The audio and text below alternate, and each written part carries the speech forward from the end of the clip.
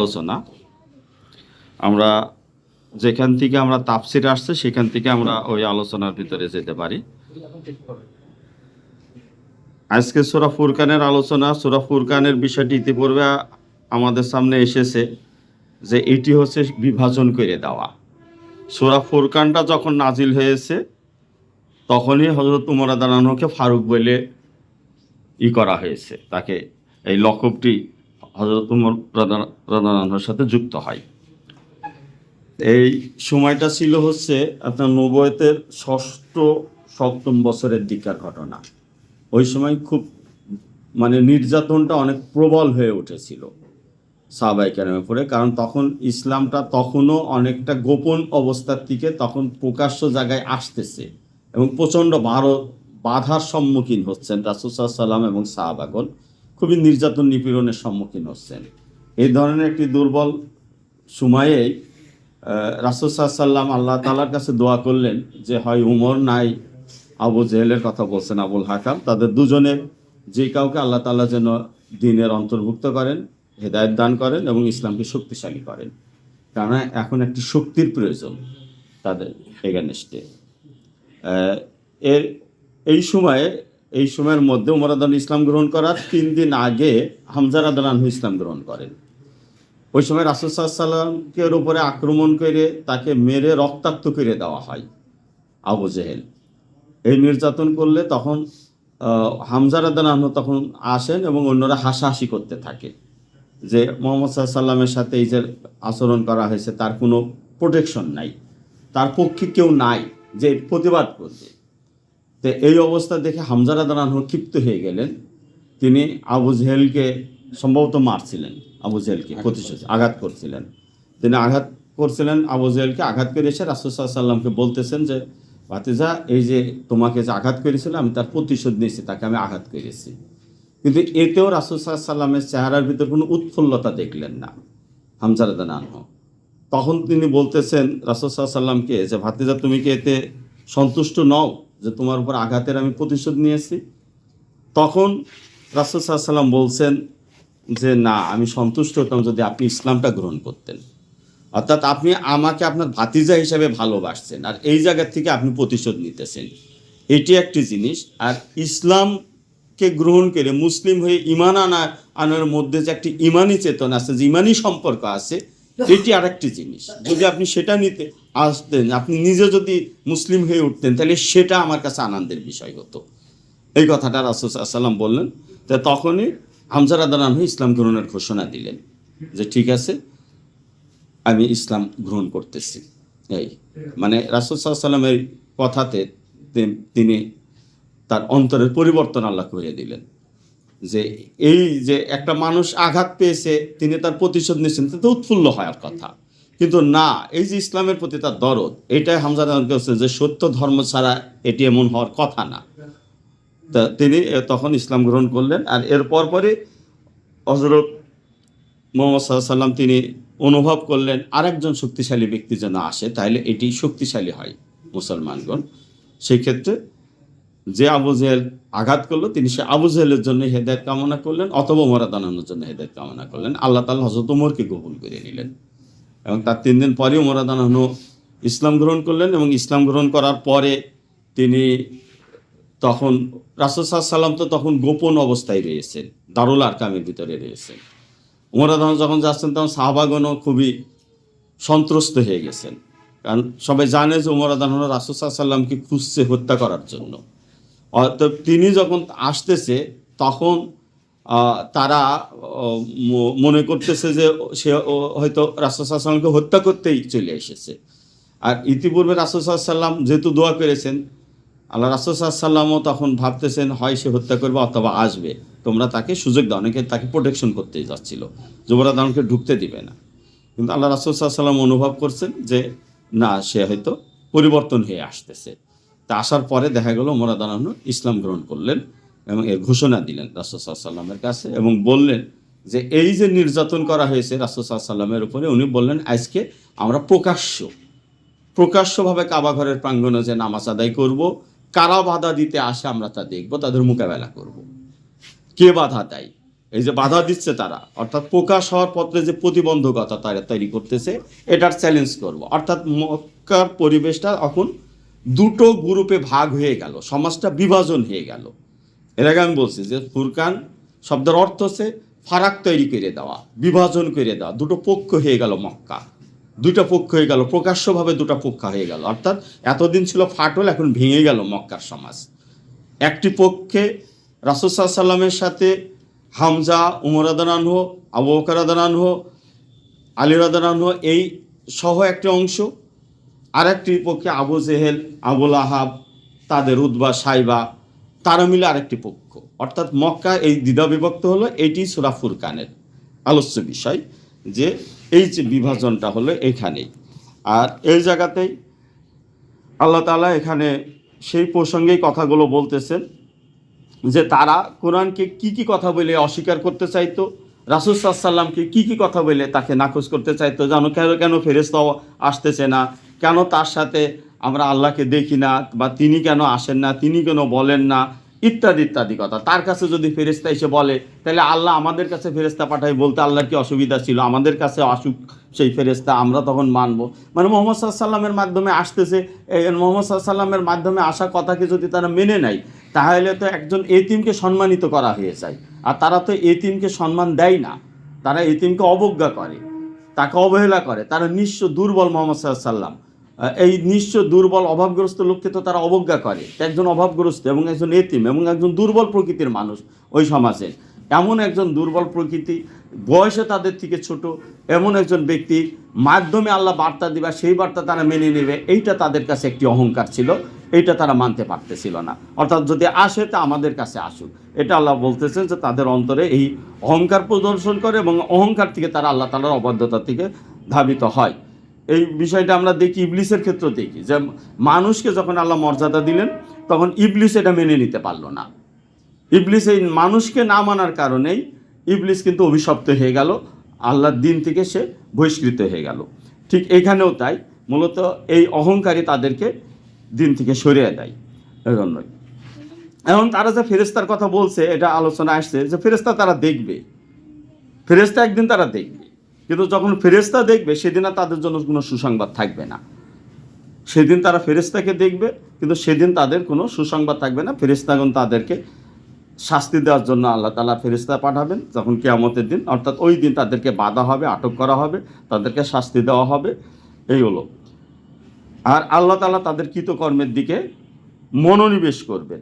এই যে আল্লাহকে অস্বীকারী, অবাধ্য, এদের কাজকর্মগুলো, অর্থাৎ এরাই যে কাজকর্ম কি, তখনকার কাজকর্ম কী ছিল? রাসূল সাল্লাল্লাহু আলাইহি সাল্লামকে কটাক্ষ করছে, রাস্তায় ওই কাঁটা বিছিয়ে রাখতেছে, বাড়ির উপরে যে ময়লা ফেলে দিতেছে, নামাজ পড়তে গেলে মাথার উপরে নাড়ি ভুড়ি ফেলে দিচ্ছে, গলায় গামছা দিয়ে পেঁচিয়ে তাকে হত্যা করতে যাচ্ছে, এই সকল যে কষ্ট দেওয়া, এরপরে কখনো থুক নিক্ষেপ করতেছে, একটা ঘটনা আসছে, রাসূল সাল্লাল্লাহু আলাইহি সাল্লামের দিকে অবজ্ঞা সরে থুতু নিক্ষেপ করতেছে, এই যে বিষয়গুলো, এই ধরনের যে লাঞ্ছনা, অপমান, আল্লাহ তাআলা বলতেছেন যে এই যে কৃতকর্ম তাদের, এই যে কাজকর্ম, কিন্তু এগুলো করার পরেও কিন্তু তারা সমাজে কর্তৃত্ব করে যাচ্ছে, নেতৃত্ব দিয়ে যাচ্ছে। আল্লাহ বলছেন যে আমি এইটার মনোনিবেশ করব, অর্থাৎ এই কাজগুলো এমনি চলে যাবে না, এগুলোর জন্য তাদেরকে শাস্তির সম্মুখীন হতে হবে, এবং আমি সেটা দেখব। অর্থাৎ এটি ছিল মুমিনদের কাছে একটি সান্ত্বনার কথা, একটি যে আমাদের সাথে যে দুর্ব্যবহার করা হচ্ছে, আল্লাহ তাআলা একদিন এটার বিচারের সম্মুখীন তাদেরকে করবেন। এই যে বেলাল রাদিয়াল্লাহু আনহুর উপরে যে নির্যাতন করা হলো, আম্মার রাদিয়াল্লাহু আনহুর উপরে নির্যাতন করা হলো, খাব্বাব রাদিয়াল্লাহু আনহুর উপরে নিপীড়ন করা হলো, এইগুলো, আর তাদের কার্যক্রমগুলো বিক্ষিপ্ত ধূলিকণার মতো আল্লাহ নিক্ষেপ করে দিবেন এটা। আর সাহাবীদের জন্য বলে দিচ্ছেন, যারা নির্যাতন সহ্য করতেছে, করেও অবিচল থাকতেছে, তাদের জন্য রয়েছে জান্নাত, উত্তম আবাসস্থল রয়েছে। ওদের যেমন শাস্তি হবে, তেমনি তাদের জন্য হবে জান্নাত, এবং আল্লাহ তাআলার পক্ষ থেকে তাদের জন্য আরামদায়ক স্থানের ব্যবস্থা করা হবে। আর কবে ফেরেশতা দেখবে, আকাশ বিদীর্ণ হওয়ার কথা বলছে, মানে কিয়ামতের বর্ণনা আল্লাহ জানিয়ে দিতেছেন যে এইরকম একটা পরিস্থিতি তৈরি হবে, ফেরেশতারা আসমান থেকে নামবে, সেদিন তারা ফেরেশতাদেরকে দেখতে পাবে। আজকে যে ফেরেশতা দেখতে চাচ্ছে, ফেরেশতা তাদের আমি সেদিন দেখিয়ে দেবো, ফেরেশতাকে জিনিস সেদিন সে দেখতে পাবে। এবং আল্লাহ তাআলা এও বলছেন যে আল মুলকু ইয়াউমা ইজিল হাক্কু, অর্থাৎ সেই দিন প্রকৃত অর্থেই আল্লাহর রাজত্ব হবে। প্রকৃত অর্থে সেদিন রাজত্ব হবে, তার মানে কি? এখনকার রাজত্ব আসলে প্রকৃত অর্থে রাজত্ব নয় আল্লাহর, কারণ এই রাজত্বের মধ্যে আল্লাহ তাআলা মানুষের হাতে ক্ষমতা অর্পণ করে দিয়েছেন। এই কারণেই আল্লাহর অবাধ্যরা এখানে নেতৃত্ব দিচ্ছে, কর্তৃত্ব করতেছে, তারা সমাজকে নিয়ন্ত্রণ করতেছে, তাদের দাপট ক্ষমতা অনেক বেশি, তাদের অর্থ সম্পদ অনেক বেশি, যে কারণে আল্লাহ তাআলা হুকুম দিচ্ছেন কিন্তু সেই হুকুমটা পড়ে থাকতেছে, কিন্তু তারা যেটা ফায়সালা করছে সেটা সমাজ চলতেছে। অর্থাৎ আল্লাহ তাআলার যে রাজত্ব, এই রাজত্বটা এখন একটি তাত্ত্বিক আলোচনা, আর আমরা মানুষরা যদি মেনে নিই, কার্যকর করি, তখন এটা হবে। কিন্তু কিয়ামতের রাজত্বে এই ধরনের আল্লাহ তাআলার কোনো অংশ কাউকে দিবেন না, এই ধরনের কাউকে অন্য কোনো রাজা বাদশাহ এইভাবে থাকবে না। সেদিন সত্যিকার অর্থে পরিপূর্ণরূপে আল্লাহ রাজত্ব প্রতিষ্ঠিত হবে। আর আজকের পৃথিবীতে অন্যরা রাজত্ব করতেছে, আল্লাহর অবাধ্যরাও রাজত্ব করতেছে। অর্থাৎ এটা আল্লাহ জানাই দিতেছেন যে এখন তারা যেটা করতেছে সেদিন এটা থাকবে না, এবং তখন কাফেরদের পক্ষে দিনটা কঠিন হয়ে হবে, ওই দিনের কথা জানিয়ে দিতেছেন এটা। এবং জালেম সেদিন আপন হস্তদ্বয় দংশন করতে থাকবে এবং আফসোস করতে থাকবে এবং বলবে যে আমি যদি রাসূলের সাথে থাকতাম, তার পক্ষে থাকতাম, মানে তাহলে তো শাস্তির সম্মুখীন হতো না। কিন্তু দুনিয়াতে তো সেইটাই করতেছে, আল্লাহ রাসূলকে অবাধ্য হয়ে সেটা করতেছে। তাইলে এই জায়গায় যে জিনিসটা ফুটে উঠতেছে সেটা হচ্ছে যে আল্লাহ তাআলার প্রতিপক্ষ, আল্লাহ তাআলার শত্রু, রাসূলের শত্রু এই রাজা বাদশাগণ। এই জিনিসটা আমাদেরকে মার্ক করতে হবে। আল্লাহ রাসূলের শত্রু হিসাবে, আল্লাহ তার প্রতিপক্ষ হিসাবে এই জমিনের শাসকদেরকে নির্ধারণ করতেছেন। মক্কার যে শাসকরা ছিল তারা নির্ধারিত হয়েছে, এই কথাটি আমরা অনেক আলোচনায় নিয়ে আসি। যখনই কোনো নবী এসেছেন, তার সমকালীন যারা রাজত্ব করেছে, যারা শাসন করেছে, তারাই তাদের প্রধান শত্রু ছিল। কোরআন শরীফে অন্যান্য জায়গাতেও বলা হয়েছে। অর্থাৎ এই যে রাজত্ব করা জমিনের উপরে, আল্লাহকে অস্বীকার করে যে রাজত্ব করা, এরাই আল্লাহর প্রধান প্রতিপক্ষ, এবং আল্লাহ তার প্রতিপক্ষ হিসাবে এদেরকে ইন্ডিকেট করতেছেন, এই শাসকদেরকে ইন্ডিকেট করতেছেন, এবং তারা আল্লাহর প্রতিপক্ষ। এবং এজন্য পক্ষ দুটা, একটি পক্ষ রাসূলের পক্ষে, আরেকটি ওই রাজাদের পক্ষে, তাই না? এখন সেই রাজা বাদশাগুলোই আফসোস করবে যদি আমরা আল্লাহ রাসূলের পক্ষ অবলম্বন করতাম, এই জায়গাটা, এবং বলবে যে হায় আমার দুর্ভাগ্য, আমি যদি অমুককে বন্ধুরূপে না নিতাম।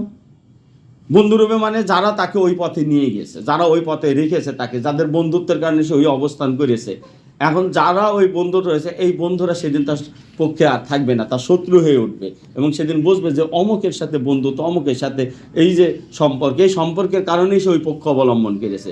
সেদিন সে তার আফসোস করতে থাকবে যে আমি যদি ওকে বন্ধুরূপে না নিতাম, তাইলে আজকে আমাদের এমন কিছু অবলম্বন করা উচিত নয় যেটা ওই দিন আমাদের এই আফসোসের কারণ হবে।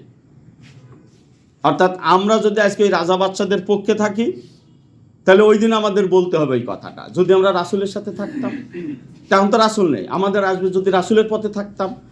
বিষয়টা তাই যে আল্লাহ রাসূলের দেখানো পথ যদি আমরা অবলম্বন করতাম, তখন এই আফসোস আসবে, কিন্তু এই আফসোস তাদের কোনো কল্যাণ দিবে না। সত্যিকার অর্থে রাসূলের পথে যদি থাকা যায়, তাহলে সে সেদিন মুক্তি লাভ করবে। আর যদি রাসূলের পথে না থাকে, তাহলে সেদিন সে ওই শাস্তির সম্মুখীন হবে, যেটা আছে যে ওই যে জালেম শাসকদেরকে আল্লাহ যে পৃথিবীকে তার বাম হাতের ভিতরে, তাই না, নিয়ে তিনি বলবেন কোথায় দুনিয়ার সেই সব শাসকরা তেমন তাদের সহযোগীগুলো। আজকে যারা রাজা বাদশাদের সহযোগী হয়ে রাজা বাদশার দাপটের কিছু দাপট সেও প্র্যাকটিস করতেছে। হাসিনা প্র্যাকটিস করেছে সারা বাংলাদেশের ক্ষমতা, আর এই আপনার পাড়ার মধ্যেকার যেটা আওয়ামী লীগ করে, সে ওই ক্ষমতার একটা পার্ট তার পাড়ার মধ্যে দেখাইছে, তার গ্রামের মধ্যে দেখাইছে, কেউ থানার মধ্যে দেখাইছে, থানা পর্যায়ের নেতারা, জেলার নেতারা জেলা পর্যায়ে দেখাইছে। এই যে ক্ষমতার অংশীদার রয়েছে তারা, ওই দিন তাদের জন্য এটি আফসোসের কারণ হয়ে যাবে যে যার সাথে নেতৃত্ব, যে নেতাকে অভিভাবক হিসাবে সে মেনেছে এবং তার সঙ্গে থেকে এই দাপট দেখাইছে, সেদিন বলবো অমুকরে যদি আমি না মানতাম, আমি যদি রাসূলের সাথে থাকতাম বা রাসূলের পথে থাকতাম, এইটি হবে সেদিনকার আফসোস। সেই দিন যে আফসোসটা যাতে না করতে হয়, তাহলে আজকে আমাদের সেটা পরিত্যাগ করতে হবে, যে আজকে আমাদের রাসূলের পথ অবলম্বন করতে হবে। এবং এই সকল নেতা এবং শাসক যারা জুলুমের সাথে যুক্ত, যারা মানুষের উপরে আল্লাহর সীমাকে অতিক্রম করে মানুষের উপরে অত্যাচার নির্যাতন করে, আল্লাহর বিধানকে অস্বীকার করে, তাদের সঙ্গ পরিত্যাগ করা আমাদের জন্য জরুরি। এই জন্য আর আল্লাহ তাআলার উপদেশ আসার পরে সে আমাকে বিভ্রান্ত করে, অর্থাৎ আল্লাহর উপদেশ আসার পরে তো তারা বিভ্রান্ত করে, অর্থাৎ আল্লাহ তাআলার উপদেশ তো রয়েছে, আল্লাহর উপদেশ, আল্লাহর নির্দেশ, আল্লাহর হুকুম, পৃথিবীটা কিভাবে চালাইতে হবে, কিভাবে চলতে হবে, কিভাবে বিচার করতে হবে, নেতৃত্ব দিতে হবে, অর্থনীতি লেনদেন কীরকম হবে, আপনার জীবন সংসার কিভাবে চলবে, সব কিছু তো আল্লাহ দিয়েই রেখেছে। এখন আপনি যদি এটাকে অবাধ্য হন, এটাকে যদি না মেনে যদি অন্য কিছু মানেন, তাহলে সেদিন আফসোস করতে হবে যে যদি এটা মানতাম। যদি এটা মানতাম তাহলে তো আজকে আমার এই জাহান্নামের পরিণতি ভোগ করতে হতো না, কিয়ামতের দিন এই আফসোস তখন আসবে। আর যদি এটাকে মেনে রাখে তাহলে সেই করবে। আর এটা না মানে না কেন, সে বৈষয়িক কিছু সুযোগ সুবিধার জন্য সে ওই সকল নেতা এবং রাজা বাদশার সাথে সে সম্পর্ক গড়ে তোলে, তাদের সাথে বন্ধুত্ব করে, তাদের পক্ষে দলপার্টিতে যুক্ত হয়, হয়ে সে কিছু বৈষয়িক সুযোগ সুবিধা পায়, সমাজে কিছু দাপট দেখাইতে পারে। আর এই পথে আসলে তাকে সমাজে দুর্বল হয়ে যেতে হয়, অসহায় হয়ে পড়তে হয়। সমাজের ভিতরে তার কোনো দাপট থাকে না, তার অর্থ থাকে না, সম্পদ থাকে না, তার ক্ষমতা থাকে না, মানুষের ভিতরে সে সম্মান পায় না। কারণ ক্ষমতা থাকলে, অর্থ থাকলে তাকে মানুষ সম্মান করে, আর যদি এটা না থাকে তাহলে সে অবজ্ঞার সম্মুখীন হয়। তো এই অবজ্ঞার কারণে সে ওই জায়গায় যায়, কিন্তু সেই দিন এটা আফসোস হবে যে আমি যদি ওই দিকে না, যদি এই দিকে থাকতাম। আর আল্লাহ কি করছেন এখানে বলছেন যে শয়তান মানুষকে এইভাবে ধোঁকা দেয়। এই যে দুনিয়ার এই ক্ষমতা, এই লোভ, দুনিয়ার এই সম্পদের ধোঁকায় পড়েই মানুষ শয়তানের পথ অবলম্বন করে, শয়তানের পথ অবলম্বন করে এটা করে। যদি আমাদের ভিতরে ওই দুনিয়ার লোভ মোহ থাকে তাহলে আমরা ওই পথে চলে যাব এবং আমরা পথভ্রষ্ট হয়ে পড়ব। এটা আল্লাহ বলছেন যে এই ধোঁকা, শয়তানের এই ধোঁকার থেকে যাতে আমরা মুক্ত থাকি, আল্লাহ সেটা জানাচ্ছেন। আর এই যে কোরআনকে আল্লাহ রাসূলই বলে দিচ্ছেন, কিয়ামতের দিন আল্লাহর কাছে বলবেন যে আমার সম্প্রদায় কোরআনকে পুরনো কালের প্রলাপ বাক্য বলতো, কোরআনের আয়াতগুলোকে, বা কোরআনকে পুরনো আমলের গাল গল্পের কিতাব বলতো তারা। তো এই যে অভিযোগ করছে, দেখেন আজকে তো আমাদের বলা হয় কি যে এই কোরআন ১৫০০ বছর আগের কিতাব, ওই মক্কার কিতাব, এটা দিয়ে আমাদের দেশের আজকের সমাজের আজকের দিনের কি সমস্যাগুলোকে এখান থেকে মিটানো যাবে, এমন কথা বলা হয়। কিন্তু এই কথা বলে কোরআনের আদেশ নিষেধগুলোকে নাকচ করা হয়, কোরআনের হুকুমগুলোকে অস্বীকার করার চেষ্টা করা হয়, যে এটা আজকের যুগে চলে না, এটা তখনকার যুগে চলতো। কিন্তু এই কথাটি শুধু আজকে যারা বলছে এটাই নয়, এটা ওই সময়েও বলেছে, যেই সময় নাজিল হয়েছে সেই সময়েও এই কথা বলা হয়েছে যেটা পুরনো। কারণ মুসা আলাহিস সাল্লামের ঘটনা বলা হচ্ছে সেটা অনেক আগের কথা, ইব্রাহিম আলাইহিস সালামের ঘটনা বলা হচ্ছে সেটা অনেক আগের কথা এখানে। তো এই জন্য তখনও বলা হয়েছে এইসব পুরনো ঘটনা, ইউসুফ আলাইহিস সালামের ঘটনা, এগুলো পুরনো ঘটনা, এগুলো চলবে না। অর্থাৎ কোরআনকে সবসময় পুরনোই বলা হচ্ছে। যখন নাজিল হচ্ছে, তাৎক্ষণিক আয়াত নাজিল হচ্ছে, তখনও বলা হচ্ছে এটা পুরনো। তার মানে এই কথাটা নতুন কথা নয়, একে পুরনো বলে নাকচ করার কথা, পুরনো বলে একে বাতিল সাব্যস্ত করার যে প্রবণতা, এটা তখনও ছিল। কিন্তু পুরন কথা আল্লাহ আনছেন কেন? আল্লাহ পুরন কথা আনছেন মূলত ওখান থেকে শিক্ষা নেওয়ার জন্য। শিক্ষার তো কোনো পুরনো হয় না, যে কোনো ঘটনার থেকে আমরা শিক্ষা নিতে পারি। অনেক পুরনো দিনের একটা ঘটনা, ইতিহাসের একটা ঘটনা, তাকে আজকেও আমাদেরকে শিক্ষা দেয় না, আজকেও তো আমাদের চোখ খুলে দেয়। তো এর জন্য এই যে কোরআনের শিক্ষাটাকে তারা এইভাবে বাতিল করতো, সেই বাতিল করার এই যুক্তিটা তখনও দিত, আজকেও তারা দিচ্ছে, আজকেও তারা বলতেছে যে এটা এখন আর চলে না, এটা আগেকার। আর আল্লাহ তাআলা প্রত্যেক নবীর জন্য আল্লাহ তাআলা বলে দিচ্ছেন যে প্রত্যেক নবীর জন্য এই অপরাধীদেরকে আমি শত্রু বানিয়ে দিয়েছি। অর্থাৎ নবীদের শত্রু আল্লাহ বলে দিয়েছেন, যারা অপরাধী আমি তাদেরকে নবীদের শত্রু বানিয়ে দিয়েছি, আর নবীগণকে তাদের শত্রু আল্লাহ বানিয়েছেন। যেটা এর আগের আমাদের একটা আলোচনা এসেছে যে একে অন্যের জন্য পরীক্ষা, এই সূরার ভিতরে এসেছে শুরুতে।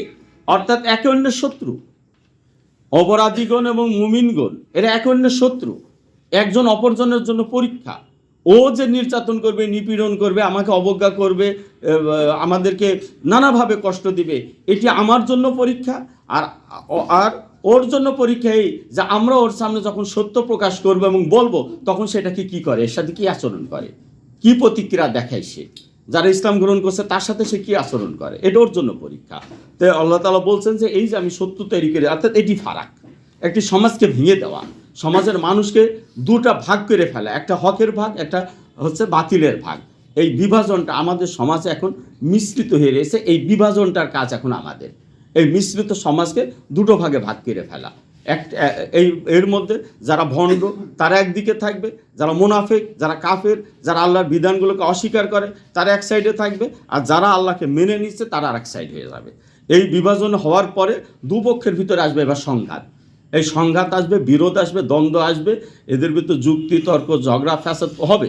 এগুলো হওয়ার মধ্য দিয়ে তখন আল্লাহ তাআলা তখন হয় তাদেরকে পরাজিত করে মুমিনদেরকে বিজয়ী করবেন, অথবা মুমিনদেরকে শহীদ করে দিয়ে তাদেরকে দুনিয়ার থেকে নিয়ে নেবেন, যে কোনো একটি করবে। ইতিহাসে এমনই হয়েছে যে ইতিহাসে এই দ্বন্দ্বটা সবসময় থেকেছে, অর্থাৎ এই দ্বন্দ্ব এবং বিভাজন থেকে বাঁচার কোনো পথ নেই। সেদিন যেমন আল্লাহ রাসূলের শত্রু অপরাধীগণ ছিলেন, এখন যদি নবীর পথে আমরা থাকি, আল্লাহ রাসূলের পথ অবলম্বন করি, তাহলে এখানেও আজকের সমাজের অপরাধীরা তার বিরুদ্ধে থাকবে, আজকের সমাজের অপরাধীরা এর বিরোধিতা করবে এবং উল্টা তাদেরকে তারা গালিগালাজ করবে, তাদেরকে তারা খারাপ বলবে।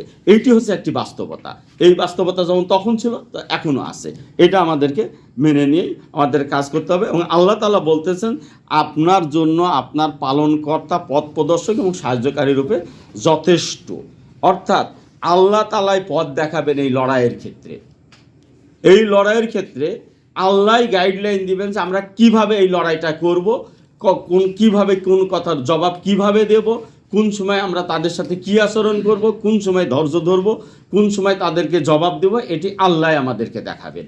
এটা আল্লাহ জানছেন এবং বলে দিচ্ছেন যে সাহায্যকারী রূপে আল্লাহই যথেষ্ট। আল্লাহই যথেষ্ট। অর্থাৎ এখানে আমাদের সাহায্যের জন্য অন্য কারোর কাছে ধর্ণা দিতে হয় না। যেমন কিনা আমাদের সমাজ হয় কি, একজনের সাথে আরেকজনের দ্বন্দ্ব আছে, সে একজন অভিভাবক খুঁজে বেড়ায় যে অমুকের সাথে আমার দ্বন্দ্ব, তাইলে আমি কার আশ্রয় নেব, তার প্রতিপক্ষের আশ্রয় নাই। কারো যদি আওয়ামী লীগের লোকের সাথে দ্বন্দ্ব থাকে, সে বিএনপির আশ্রয় নাই। আর বিএনপির লোকের সাথে কারো যদি দ্বন্দ্ব হয়, তখন সে আওয়ামী লীগের লোকের আশ্রয় নাই। এখন হয়েছে জামাত আর বিএনপির মধ্যে আশ্রয় নেওয়া নিয়ে হচ্ছে, এই পক্ষে যাচ্ছে না ও পক্ষে যাচ্ছে, এইরকম আশ্রয় নাই। আল্লাহ বলছেন তোমাকে এই আশ্রয় খুঁজে বেড়াতে হবে না, অন্য কারোর আশ্রয় খুঁজতে হবে না, তোমার আশ্রয় হিসাবে আল্লাহ যথেষ্ট। এবং এই লড়াইয়ের পথ আল্লাহ তোমাকে দেখাই দেবে। আল্লাহ দেখিয়েছেন যখন তারা এটা নিয়ে রাসূল সাল্লাল্লাহু আলাইহি ওয়াসাল্লাম সাহাবাগণ এই পরিস্থিতিতে ছিলেন, আল্লাহ তাআলা তাদেরকে অবিচল রাখার সাহস দিয়েছেন, ধৈর্য দিয়েছেন। যখন ওখান থেকে হিজরত করার প্রয়োজন হয়েছে তখন তিনি হিজরত করার নির্দেশ দিয়েছেন, যখন যুদ্ধের প্রয়োজন হয়েছে তখন যুদ্ধের হুকুম দিয়েছেন, যুদ্ধের জন্য আল্লাহ সাহায্য করেছেন, এভাবে তাদেরকে বিজয়ী করেছেন। তো এই পথগুলোর থেকে, এই আলোচনার থেকে আমাদের জন্য শিক্ষার জায়গাটা হচ্ছে এই, যে আমরাও যেন এই আলোচনার থেকে এই জায়গাটায় আসি, যে আমাদের ভিতরে ওই সাহাবায়ে কেরামের মতো ওই জায়গার এই যে শিক্ষাটা তাদের জন্য যেমনটি ছিল, আমাদের সমাজের শিক্ষাটা একই শিক্ষাটা আমাদের শিখতে হবে, যে আমরাও যেন আল্লাহকে যথেষ্ট মনে করি, এক শয়তানের হাত থেকে বাঁচার জন্য আরেক শয়তানের কাছে যেন ধর্ণা দিতে না যাই, এবং এই বিপদ মুসিবতকে যেন আমরা ধৈর্যের সাথে এটাকে আমরা মোকাবেলা করি, এবং এই বিভাজনের জায়গাটাকে যেন আমরা মেনে নিই যে হ্যাঁ এটা বিভাজন থাকবে, তোমাদের সাথে আমাদের মিলবে না, পরিষ্কার বলে দিতে হবে। কারণ আমরা আল্লাহর পথে রয়েছি আর তোমরা রয়েছো শয়তানের পথে, অতএব এটা মিলবে না। এটা তোমরা তোমাদের জায়গায় থাকো, আমরা আমাদের জায়গায় থাকি। লাকুম দীনুকুম ওয়ালিয়া দিন, তো এই কথাই, যে তোমারটা তুমি থাকো, আমারটা আমি থাকলাম। অর্থাৎ মিশ্রণ করার চেষ্টা করো না। এই যে আমাদের সমাজে ঐক্য গঠনের কথা বলে না, সবার সাথে সবার ঐক্য হবে না। ঐক্য তখন হবে যখন কেউ ঈমান আনবে, তখন তার মুমিনদের সাথে তার একই ঐক্য গঠন হবে। যে একজন ইসলামের পথে থাকবে তখন তার সাথে তার ঐক্য থাকবে। আর এই রাজা বাদশার সাথেই তার দ্বন্দ্ব, রাজা বাদশার সাথেই তার বিরোধ। আর এই যে কোরআনের কথাটা আসছে, যে কথাটা আমাদের আলোচনায় আসছে, যে কোরআন অবশ্যই সুপারিশ করবে, কারণ কোরআন আমাদের ঘুম কেড়ে নিচ্ছে, কোরআনের কারণে আমাদের ঘুম চলে যাচ্ছে।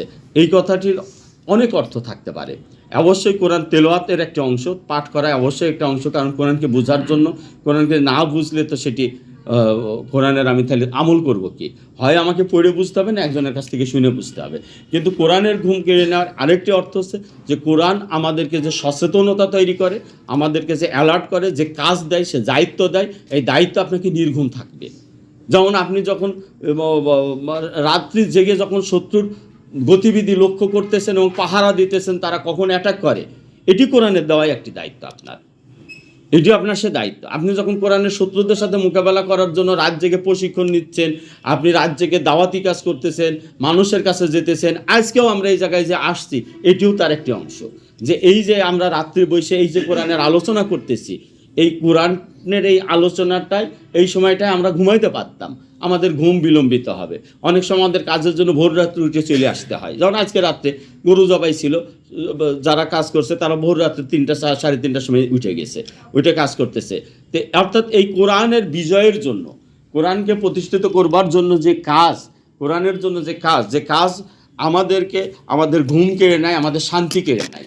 আমরা একটা মানুষ যে সময়টা সে হয়তো ভ্রমণ করতে পারতো, কোনো এক জায়গায় আনন্দ উল্লাস করতে পারতো, কোনো একটা বিনোদন প্রোগ্রামে সে অ্যাটেন্ড করতে পারতো, করে নিজেকে প্রফুল্ল। এখন যদি এই জায়গায় আমরা বসে রয়েছি কথা বলতেছি, এটি একটি কষ্টকর জায়গা, কিন্তু এর থেকে অনেক আরামদায়ক হতো কোনো এক জায়গায় বসে আপনি চা নাস্তা করতেন, গল্প গুজবে মেতে থাকতেন, কোনো একটা গান বাজনার অনুষ্ঠানে যেতেন, সেখান থেকে আনন্দ পেতে যেতেন। অনেক হয়তো মুভি দেখবে, সিনেমা দেখবে, সেখান থেকে সে আনন্দ পাবে, বা কেউ কোথাও যাবে। কিন্তু সেই জায়গার থেকে সরে এসে আমরা যে এই যে এখানে বসতেছি কোরআনের আলোচনায়, এটি কোরআনের সুপারিশের কারণ, যে এই কোরআন সেটাই করবে, যে তার যে এই কোরআনের জন্যই এই যে আমাদের ঘুম কামাই করা, জীবনের সুখ শান্তিকে পরিত্যাগ করে দেওয়া, পরিত্যাগ করে এর জন্য যে নিবেদিত থাকা, এটি হচ্ছে মূল কথা।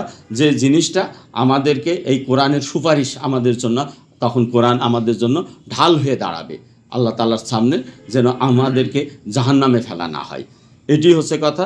তো এই জায়গাতে আমরা অবশ্যই আশা করব, আল্লাহর কাছে চাইবো যেন এটা আমাদের জন্য মঞ্জুর হয়, যে আল্লাহ যেন আমাদেরকে কবুল করেন, যেন কোরআন আমাদের জন্য ঢাল হয়ে আসে, রোজা যেন আমাদের জন্য ঢাল হয়ে আসে। কেন ঢাল হয়ে আসবে রোজা? জাহান্নামের জন্য। আজকে রোজা আমার পাপ কাজের জন্য একটি ঢাল। এটি রোজা তো মানুষকে পাপ থেকে বিরত রাখা শিখায়, যে রোজা ঢাল স্বরূপ, হাদিস শরীফের ভিতরে আছে যে রোজা ঢাল স্বরূপ। তো রোজা দুনিয়াতে পাপ কাজের ঢাল হয়ে দাঁড়ায়, যে একজন মানুষ তার মনের কাছে একটি পাপ করবার আকাঙ্ক্ষা জাগে, একটা জিনিস খাবার আকাঙ্ক্ষা জাগে, রোজা বাধা হয়ে দাঁড়ায় যায় যে না, এটা করা যাবে না।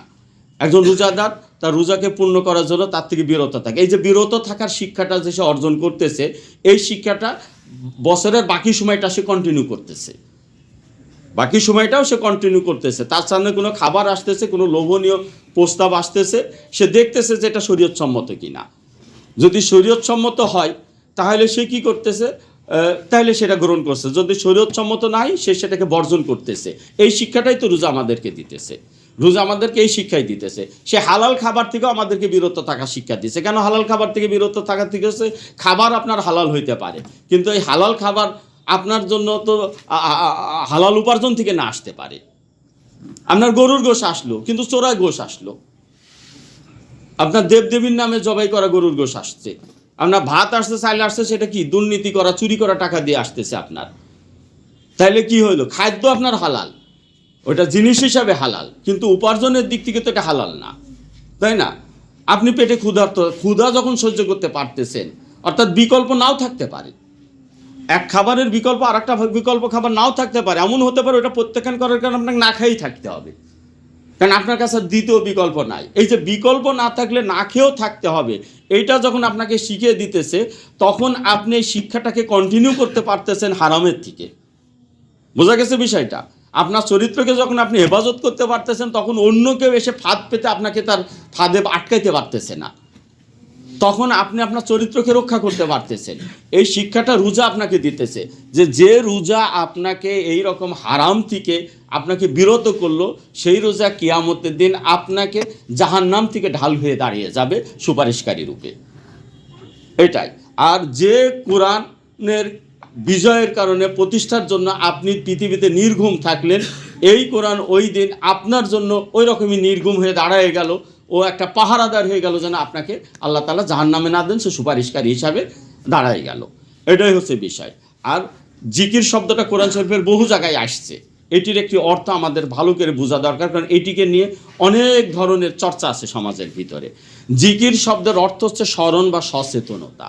আল্লাহর আদেশ এবং নিষেধের ব্যাপারে এবং রাসূলের গাইডলাইনের ব্যাপারে আপনি সচেতন থেকে জীবনকে পরিচালনা করবেন, এটি হচ্ছে আপনার জিকির। এই সচেতনতাই আপনার জিকির, যে আপনি সর্বক্ষণ সচেতন আছেন, আপনার চেতনা জাগ্রত। আমি যা করতেছি, এটি কি আমি জায়েজের উপরে আছি নাকি হারামের উপরে যাচ্ছি? আমি আল্লাহর আদেশের মধ্যে কি আমি আছি, নাকি আল্লাহর নিষেধের সীমা অতিক্রম করতেছি? আমি কি রাসূলের সুন্নাতের উপরে আছি, নাকি সুন্নাতকে অতিক্রম করতেছি? রাসূলের সুন্নাতের উপর আমি যদি থাকি, রাসূলের রীতি নীতি আদর্শের উপরে যদি আমি থাকি, কোরআনের আদেশের মধ্যে যদি আমার অবস্থান থাকে, তাহলে এই যে চেতনা আমার, এই সচেতনতাটাই জিকির।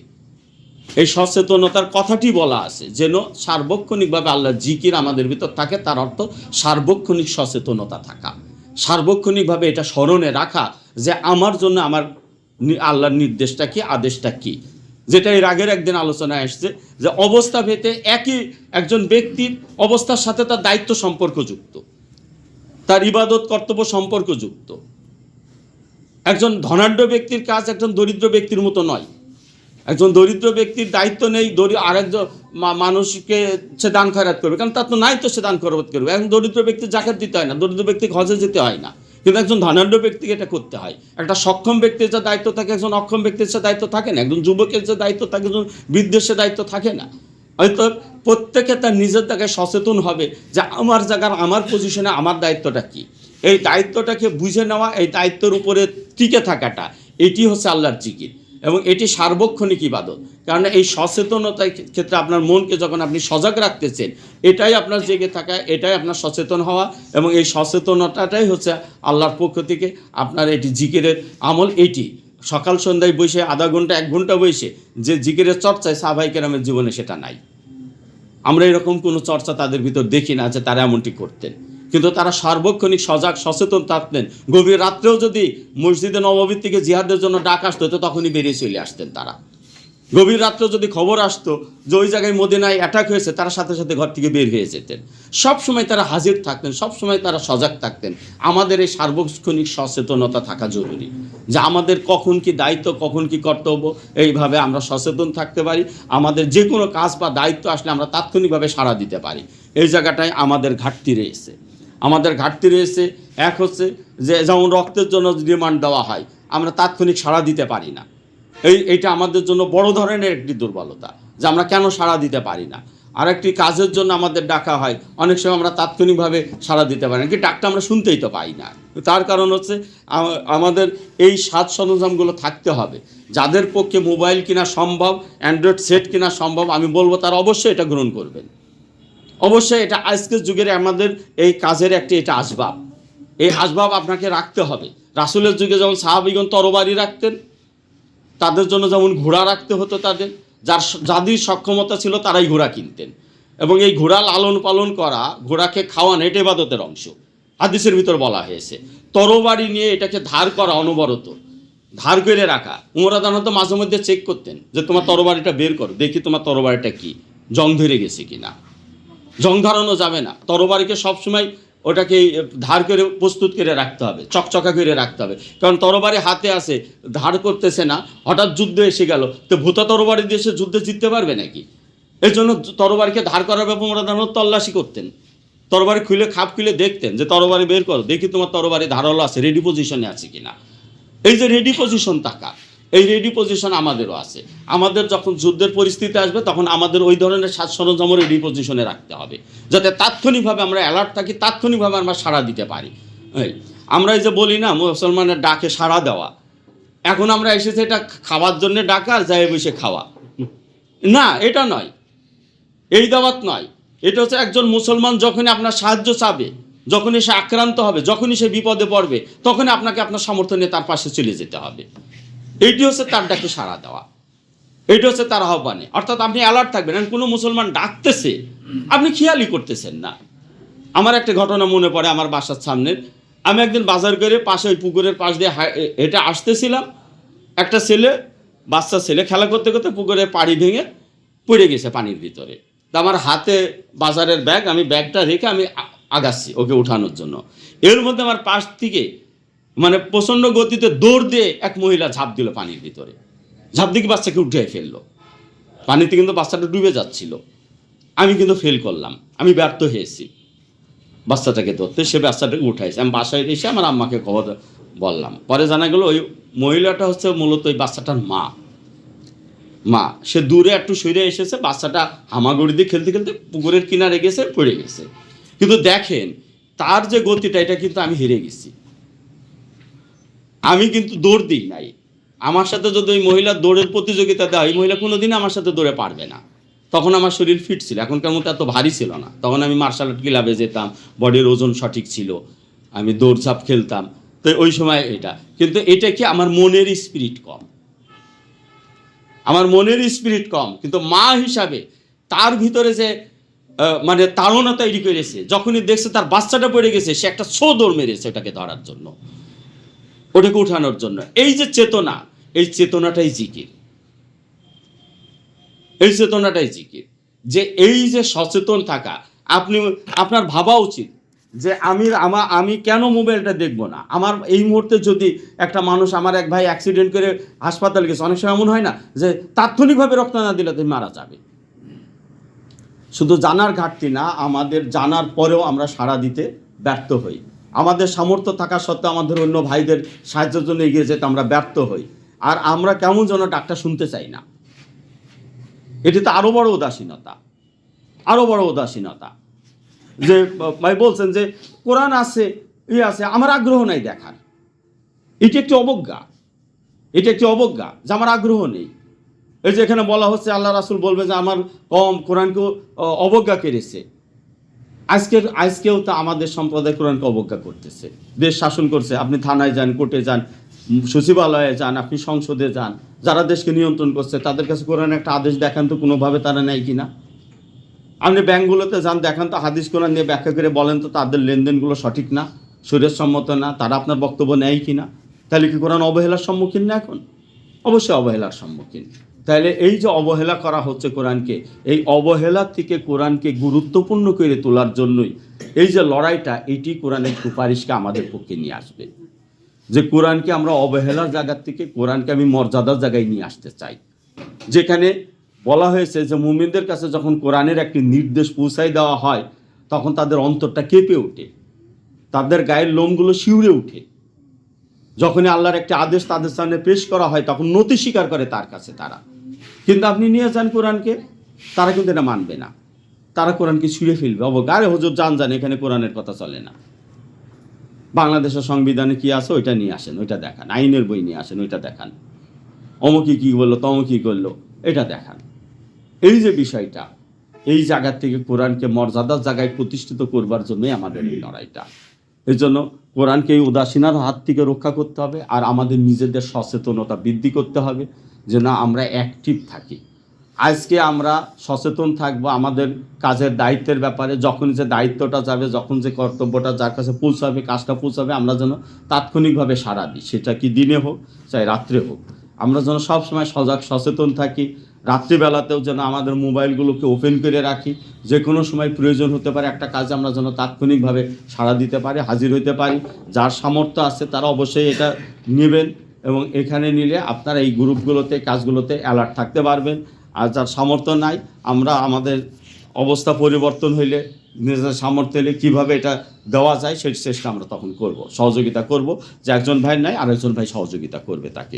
এটিকে আমাদের আজকের এই দাওয়াতি কাজের ক্ষেত্রে, আমাদের সাংগঠনিক কাজের ক্ষেত্রে এই হাতিয়ারগুলো এবং আরও অনেক আসবাব আমাদের দরকার। যেমন মোটরসাইকেল দরকার, ওটা থাকলে আমরা গতি বাড়ে কাজের জন্য। এই সব জায়গাগুলোকে আমরা নিজেরা রেডি করব এবং আমরা আমাদের কাজকে আরও বেশি গতিশীল করতে চাই। কারণ আমরা এমন একটা সময় অবস্থান করতেছি, আমাদের চতুর্দিকে অনেক অন্ধকার আমরা দেখি, একটা শয়তান বলবো বাংলাদেশ থেকে বিদায় হয়েছে, আরও অন্যরা যেন ওই পজিশন নিতে আসতেছে, এবং এই দেশের উপরে নানান ষড়যন্ত্র এখন চেপে বসতেছে চতুর্দিক থেকে। ইসকন অবাধে তাদের কাজ করে যাচ্ছে, ওই জাতীয় সংগঠনগুলোকে কোথাও বাধা সৃষ্টি করা হচ্ছে না। তার ডালপালা বিস্তার করতেছে, নানা ধরনের হুমকি আসতেছে। রাজনৈতিক দলগুলো তাদের কাছে কেমন যেন আবার তাদের গ্রিপের ভিতরে ঢুকে যাচ্ছে। এরকম একটা অবস্থাতে আমাদের দরকার খুবই শর্ট টাইমের ভিতর আমাদের দেশের মানুষের কাছে পৌঁছানো। আমাদের দরকার আমাদের সংগঠনকে গুছিয়ে ফেলা। আমাদের দরকার অর্থনৈতিক ঘাটতি আছে সেটাকে দ্রুত একটি স্বাবলম্বী অবস্থায় নিয়ে আসা, এবং মানুষের সামনে আমাদের শত্রু এবং দিনের এই শিক্ষাকে প্রচার করা। না জানি যে কোনো সময় এই প্রচারে বাধা সৃষ্টি হবে। যতক্ষণ সময় আছে আমরা কাজকে আগায় নিয়ে যাই, আরও বেশি সংখ্যক মানুষের কাছে পৌঁছাই, আমরা আমাদের নিজেদের সক্ষমতাকে বৃদ্ধি করি, শক্তি সামর্থ্যকে বৃদ্ধি করি। এবং এই ক্ষেত্রে আপনারা প্রত্যেকে যার যার জায়গার থেকে অবশ্যই আমাদেরকে বুদ্ধি দেবেন, পরামর্শ দেবেন, প্রশ্ন করবেন, দুর্বলতা থাকলে ধরিয়ে দিবেন। এটা আমরা আলাপ আলোচনার জন্য আমরা করি। যদি চিন্তা ভাবনা করেন তাহলে অবশ্যই চিন্তার থেকে কিছু না কিছু আসবে। চিন্তা করলে কিছু আসবে, আসলে বলবেন যে ভাই আমার কথা আছে, আমাকে সুযোগ দেন, আমি কিছু কথা বলি, আমার মাথায় একটা আইডিয়া আছে, এই আইডিয়াটা আপনাদেরকে জানাই, এইভাবে বলেন। এই লড়াইটা আমাদেরকে লড়তে হবে এবং আমাদের এই লড়াই থেকে অব্যাহতির সুযোগ নেই। এই যে কোরআন বলতেছে যে কোরআন নির্ঘুম করবে, এই যে ঘুম পাড়তে দিবে না, এই ঘুম পাড়তে দেবে না, এই জায়গাটায় আমাদের থাকতে হবে। এই কোরআনের চিন্তা আমাদের ঘুমের যে ভারতের যে এপিজে কালাম একটা কথা বলে যে কি যেন, ঘুমিয়ে যা দেখে সেটা স্বপ্ন নয়, স্বপ্ন সেইটা যেটা ঘুমাতে দেয় না যে চিন্তা তাকে, এইটা হচ্ছে স্বপ্ন। একজন মানুষ একটা বাড়ি করতে চায়, এই আকাঙ্ক্ষা এই চিন্তা তাকে ঘুমাতে দেয় না যে কীভাবে বাড়িটা করবে, কীভাবে টাকা উপার্জনটা করবে, এটা তাকে ঘুমাইতে দেয় না। তো যে চিন্তা তাকে ঘুমাইতে দেয় না সেটাই স্বপ্ন, যেটা ঘুমিয়ে দেখে এটা স্বপ্ন নয়। তা আমরা আমাদের চিন্তার ভিতরে কোনটা রেখেছি, আমরা টেনশন অনুভব করি কোনটাতে, এইটা হচ্ছে বড় প্রশ্ন।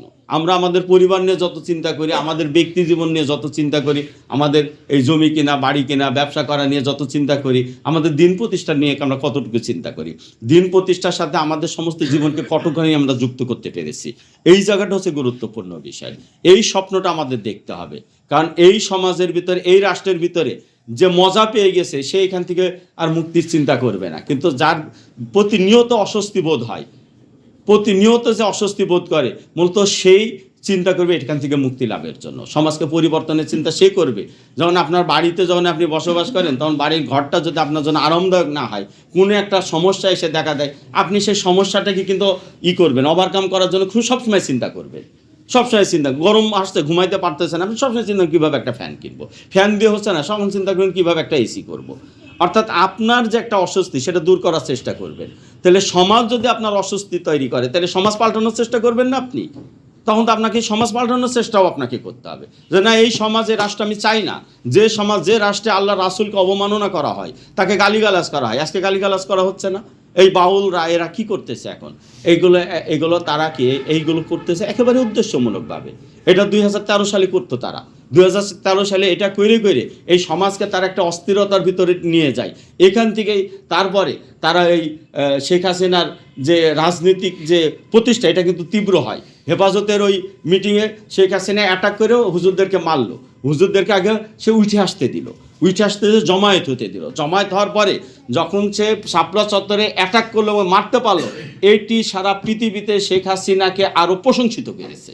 আপনারা জেনে রাখেন, এটি শেখ হাসিনার ক্ষমতায় থাকার জন্য তাদের সমর্থন পেয়েছে, যে এই ধরনের লিডারই তাদের বাংলাদেশে দরকার, এই ধরনের মানুষের যে দরকার যারা ইসলামকে এইভাবে দমন করতে পারে, ইসলামকে এইভাবে ঠেকাইতে পারে।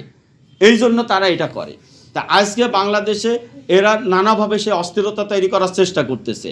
আমরা যদি এটাকে চ্যালেঞ্জ করতে চাই প্রস্তুতি না নিয়ে, তাহলে আমাদেরকে মার খেতে হবে। আর যদি প্রস্তুত হয়ে চ্যালেঞ্জ করি, তাহলে সেক্ষেত্রে আমরা হয়তো এটাকে মোকাবেলা করতে সক্ষম হব। আর এই চ্যালেঞ্জের এই জায়গাটাতেই তারা দেখাইতে চায় যে বাংলাদেশে আবার জঙ্গিবাদের উত্থান ঘটতেছে। তারা এটাকে টেস্ট করতেছে, এই এক একজনকে দিয়ে তারা টেস্ট করতেছে, কিছু কথা বলে, কিছু সমাজের সামনে নিয়ে এসে, যে বাংলাদেশের সমাজে কি প্রতিক্রিয়া আসে। এই যে পরীক্ষা তারা করতেছে, এবং এই পরীক্ষার মধ্য দিয়ে তারা এই সমাজকে আবার ভাঙতে চাচ্ছে। আমরাও ভাঙবো, তারা ভাঙবে আমাদের দমন করার জন্য, আমরা ভাঙবো তাদেরকে প্রতিহত করার জন্য। আমরাও ভেঙে তাদেরকে প্রতিহত করব। যারা আল্লাহ রাসূলকে মানতে পারে না, যারা তাদের সাথে শত্রুতা করে, আমরা এই সমাজ থেকে তাদেরকে মুক্ত করব। এই সমাজকে তাদের হাত থেকে আমরা বের করে নিয়ে আসবো, তাদের হাতে এই সমাজকে থাকতে দিব না আমরা। আমাদের এই জন্য সর্বত্রই কাজ করতে হবে, আরও ব্যাপকভাবে আমাদের কাজ করা দরকার। আমাদের ওই অবস্থায় আসা দরকার যে আমরা ঘুমাইতে পারবো না এই চিন্তায়, আমাদেরকে আরও বেশি নিয়োজিত থাকতে হবে।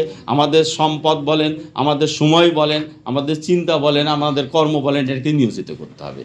যদি আমরা এটা না করতে পারি, তাহলে আমাদের দ্বারা দায় সারা কাজ ছাড়া কিছুই হবে না। আর যদি আমরা এটা করতে পারি, তাহলে ইনশাল্লাহ আমরা কি করতে পারি, এই সমাজ পরিবর্তনের কাজে আল্লাহ হয়তো আমাদেরকে সাহায্য করবেন। যেটা আল্লাহ শেষ কথায় বলছেন যে আমি যথেষ্ট তাদের জন্য। এই আল্লাহ আমাদের জন্য তখন যথেষ্ট হবে যখন আমরা নিবেদিত হব। অর্থাৎ ওই কথাটাই আমি বলবো, যে আমরা কি সবসময় অ্যাক্টিভ আছি কিনা, আমরা আমাদের সামর্থ্যকে আমরা কাজে লাগাচ্ছি কিনা, এইটির প্রতি আমরা খেয়াল করব।